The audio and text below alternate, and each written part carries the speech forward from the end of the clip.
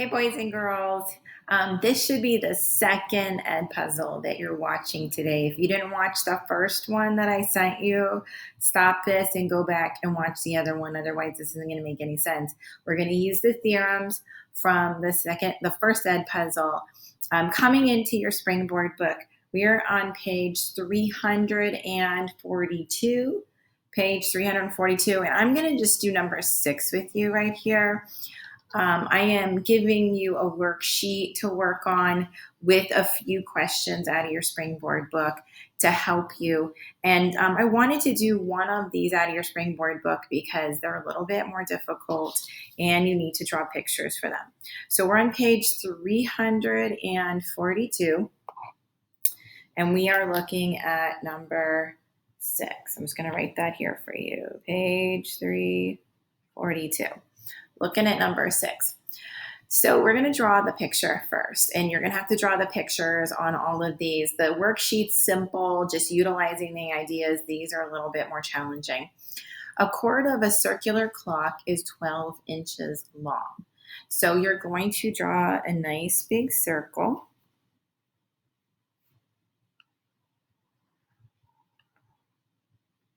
And the chord on here is 12 inches long. So it doesn't really have to be 12 inches. That'd be a huge, huge circle. But there's a chord that's 12 inches long. And its midpoint, so the midpoint of the chord, let's just eyeball this. Let's say this is the midpoint. So we'll give it some tick marks, right? That means this would be 6 inches and 6 inches. The midpoint is 8 inches from the center of the circle. So if this is my center of my circle, this length is 8 inches. All right, so right away, when you look at that, you should be thinking about what's true about, this is going to the center of the circle, but since it's from the center, if I was going to extend it, and that's where your brain really should be working, if I was going to extend it, can't find the pen I want, that's okay. So if I was going to extend it, it's now a radius or even a diameter, right? But now we only know that this little section is 8. We don't actually know the length of the whole entire radius. So how could we find the length of the radius? You guys, these questions are set up for one great skill, but you have to know the theorem that goes along with it. So you should be asking yourself, what's true if I have a diameter that's bisecting a chord?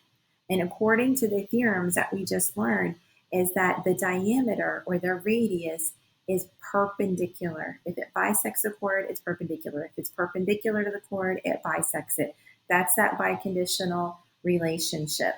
So we should understand that they are forming a right angle here. Now, with that understanding, we can actually draw in a radius. Here we go, from the center to the side. So drawing the radius just anywhere isn't going to help you. You want to make a right triangle. So I'm going to make mine over this way. Right, so now I am looking for R, which is the hypotenuse. We have this little section that is 8, and this section that is 6. So most of you just went, ooh, I know, that's the 6, 8, 10 from the 3, 4, 5. Hopefully this triple is coming around, but this one gets you the answer so easily, right? The radius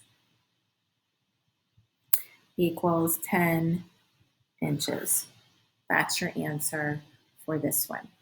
All right, so you're going to notice that when you look into this section that you're going to see proofs. I'm not asking you to do proofs for these. In the ed puzzle that you just watched, the man was describing the triangles that are congruent in the CPCTC. I'm not making you do a formal proof. I think that his explanation was perfect. And this little understanding on the page right next door, we are going to get into this topic in another section. This doesn't really make sense to just jump into it right here. I don't know why Springboard has done that. But you're going to get a worksheet It's going to look like this. Let's see, it says 10.3 practice B.